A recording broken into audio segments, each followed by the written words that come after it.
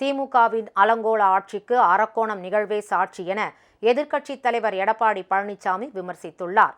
அதிமுக பொதுச் செயலாளரும் எதிர்க்கட்சித் தலைவருமான எடப்பாடி பழனிசாமி வெளியிட்டுள்ள எக்ஸ் தள பதிவில், அரக்கோணத்தில் தெய்வச் செயல் என்ற திமுக இளைஞரணி நிர்வாகி கல்லூரி மாணவியை ஏமாற்றி பிற திமுக நிர்வாகிகளுக்கு இரையாக்க முயற்சித்ததாக வரும் செய்தி அதிர்ச்சி அளிப்பதாக கூறியுள்ளார்.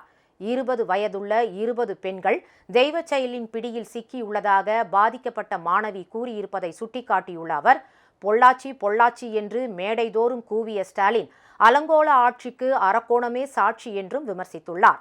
அமைச்சர் அன்பில் மகேஷ் உள்ளிட்ட திமுகவினரின் பெயரை சொல்லி தான் மிரட்டப்படுவதாக பாதிக்கப்பட்ட மாணவி கூறியுள்ளதாக குறிப்பிட்டுள்ள அவர், 20 வயது பெண்ணை பாலியல் ரீதியாக துன்புறுத்த துடிக்கும் திமுக நிர்வாகிகள் மீது அரசு நடவடிக்கை எடுக்குமா என வினவியுள்ளார்.